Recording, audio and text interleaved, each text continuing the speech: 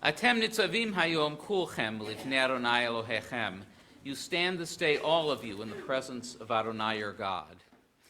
These are words we just heard from the Torah. They're also the words from the portion that occurred in the calendar a couple of weeks ago. These are the words that I spoke about the first time I ever discussed a Torah portion publicly, at my bar mitzvah, 56 years ago. These are also the words I spoke about to my classmates at Hebrew Union College as I gave my senior sermon 30 years later. No, they don't actually organize that. It was just coincidence, or not, depending on your point of view. I don't recall what I said at my bar mitzvah. Sorry. But in that rabbinical school sermon, I discussed a line in the text. Moses tells the Israelites about the Torah that lo nifleti mimcha, it's not too wondrous, too amazing for you. But the Hebrew grammar allows another reading. It's not more amazing than you are. Atem nitzavim hayom kulchem, you are all standing here this day, and you are amazing. You are as amazing as anything in a book or a scroll. This text from Nitzavim comes toward the end of the book of Devarim. The name the Greek translators gave it is Deuteronomy, the second telling. The book consists of Moses' recounting to the people what they had been through as they left Egypt and traversed the wilderness. I am no Moses. One of my favorite stories from Judaism, especially at this time of year, is of the Hasidic Rebbe named Zusia. He would tell his students, when I come before my Maker, I am not worried that God will ask me, why wasn't I like Moses? I want to have an answer when God asks, why weren't you like Zusia? Throughout my life, I've striven to be like Tom, with varying degrees of success. I'm again looking at Nitzavim, this time in my final high holy days as the rabbi of this community. And though I am no Moses, I'd like to take this opportunity to recall some of the journey we've been on together for the past 11 plus years.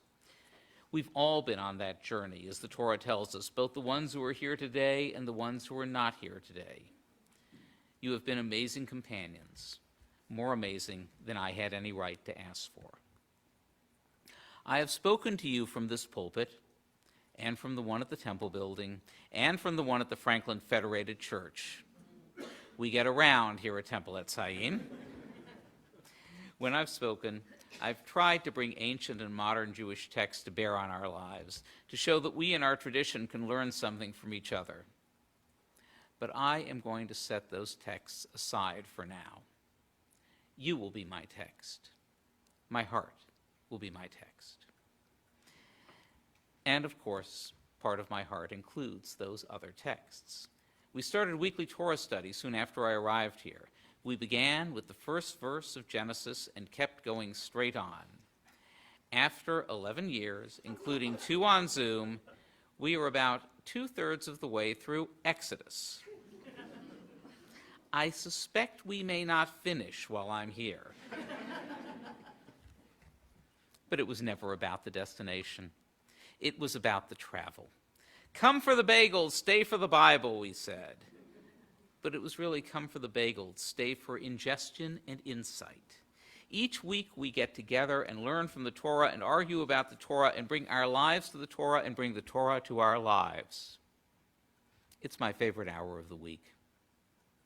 We studied with the best here at Temple at Sayin. We brought in Rachel Korazim on 3 occasions, and she excited us with insights from Israeli and Holocaust literature. Rabbi Amy Shinerman came twice and even volunteered to teach remotely on Yom Kippur during the pandemic.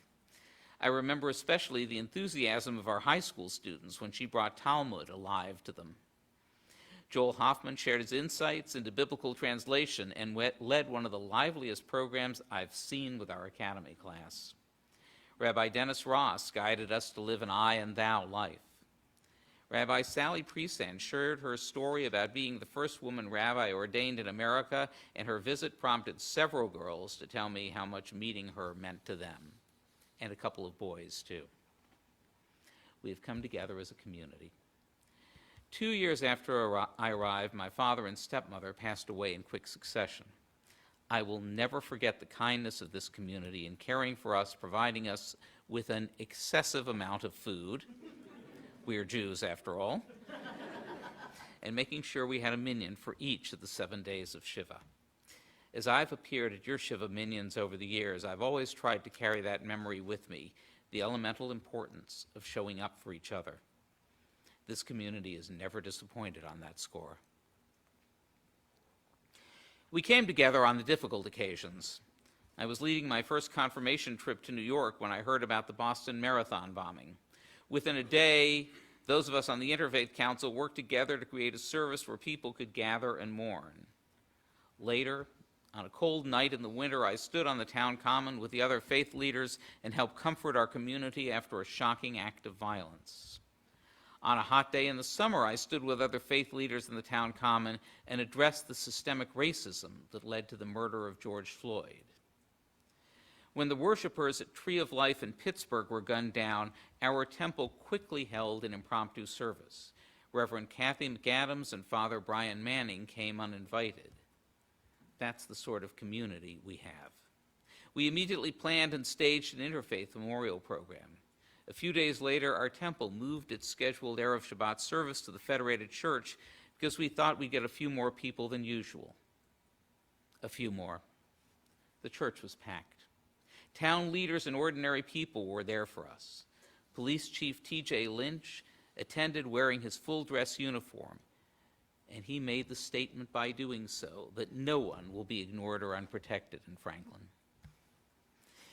It's been invigorating to be here with you as we've tried new things, as we've changed our communal lives. We weren't sure what would happen when we stopped charging non-members for High Holy Day tickets. Could our limited budget afford a financial hit?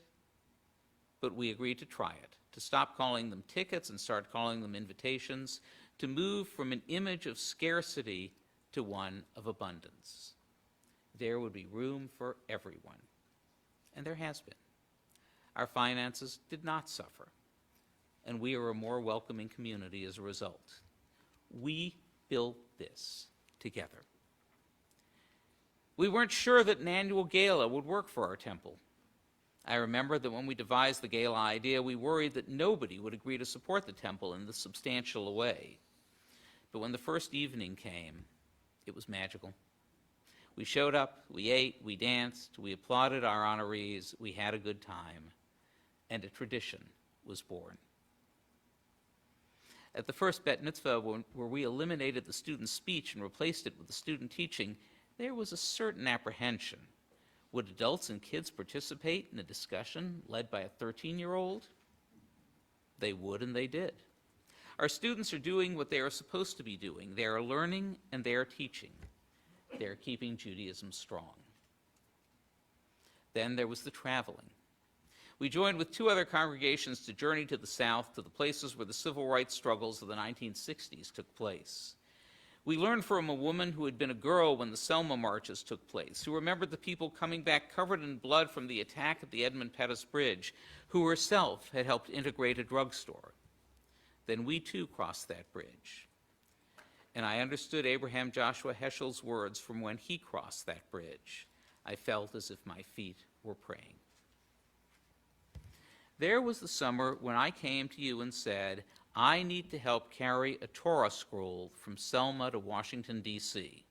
to support the NAACP campaign for voting rights. You said to me, Rabbi, knock yourself out. I almost did. It was plenty hot on the road in Augusta, Georgia, as I carried that Torah for several hours. But our congregation was one of the recipients of an award from the Union for Reform Judaism for our participation in that march.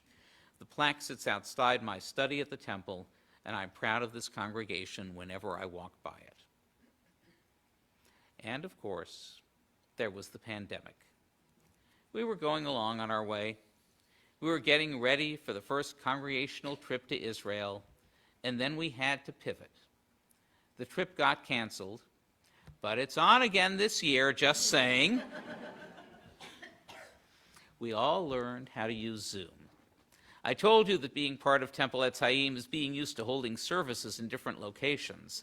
I'd never thought that one of those different locations would be my dining room. I'd never expected to do a weekly online Havdalah from my living room. I had never expected to learn how to do distance learning for religious school. But we came together and we made it work. We brought Torah study online, and you came. I started to go to the temple alone for Friday night services, and I saw you there on the screen.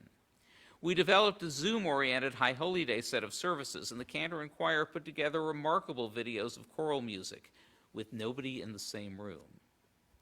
We celebrated all the holidays on Zoom. We had a Latke Hamantaschen debate on Purim.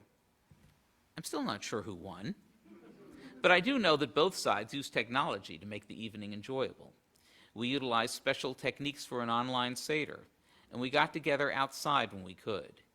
We shared a Tashlich service from our cars. We went to Beaver Pond on Hanukkah to set candles out on the water. That innovation has survived the pandemic and is now a new temple tradition. We protected each other, and when we could, we moved back to being in person while still allowing people to join us by Zoom and live stream from a distance. We faced odds, and we helped each other out. It won't surprise people to hear, and Isaac can certify this, that I am not exactly a technology maven. So Zoom was a stretch for me. But I'd also never imagined that I'd be doing an Eitz Chaim version of carpool karaoke as we explained some of the changes in our High Holy Day services.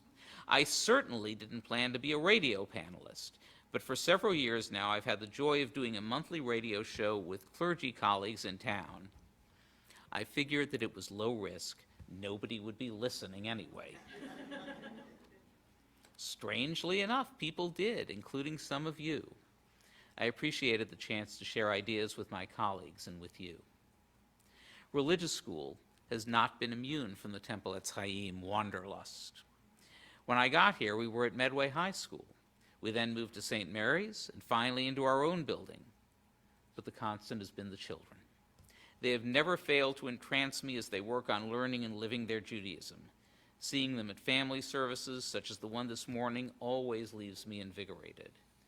As for B'nai Mitzvah, I tell the families that I want an achievable stretch. Achievable because we will adapt the service so that every student feels that they have succeeded. And stretch because every student should know that they had to work for that moment so that it would mean something to them. It certainly has always meant something to me. I cherished our programs with older children. The students would typically challenge me and themselves in the best of ways. It's been a disappointment that those programs have been on hiatus, but we're starting back again, and I expect to hear of progress in the years to come. In my time here, I've had the pleasure of bringing people into Judaism. Several of those people are in this room. It's hard to match the excitement I've gotten to see as someone spends a year living a Jewish life and shares their insights and questions with me as that year goes along. Then watching how important it is to them to come to the mikveh and then to stand in front of our congregation and share with us something of their journey. These are moments I'm grateful for. You've trusted me with the responsibility of officiating at weddings. I've had the thrill of seeing a couple come together and commit to celebrating their lives within the framework of Judaism. I've been honored to participate in naming your children and grandchildren, in welcoming them into the covenant of the Jewish people. Whether at the temple or at homes, these moments keep me lifted up as your happiness is so incredibly evident. You have come to me in times of difficulty. Don't ever think that I took that responsibility lightly. Whether it is illness, separation, or death, I have tried to give you all of my care and concern, and I hope that we have helped get each other through these times together.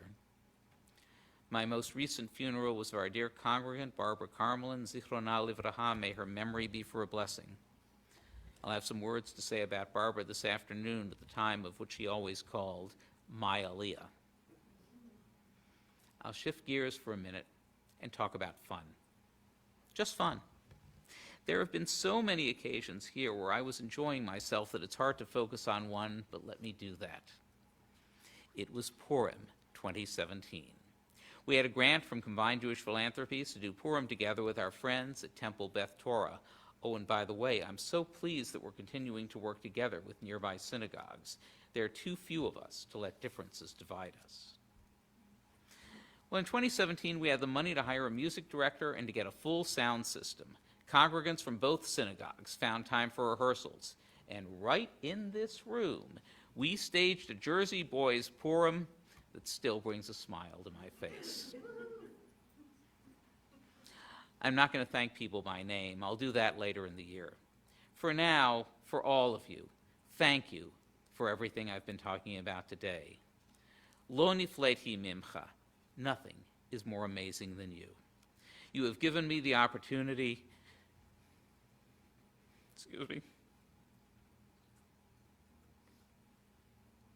said I wasn't going to do that. You have given me the opportunity to realize a cherished dream, to be a part of a Jewish community that understands what both Jewish and community mean.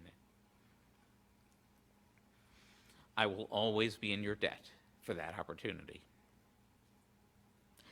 At the end of Deuteronomy, Moses presents a excuse me. Sorry. This is when you want to have water. Okay. At the end of Deuteronomy, Moses presents a farewell blessing to the people. So again, with the differences between Moses and me more than noted, let me give you these blessings for when you come together at the next days of awe.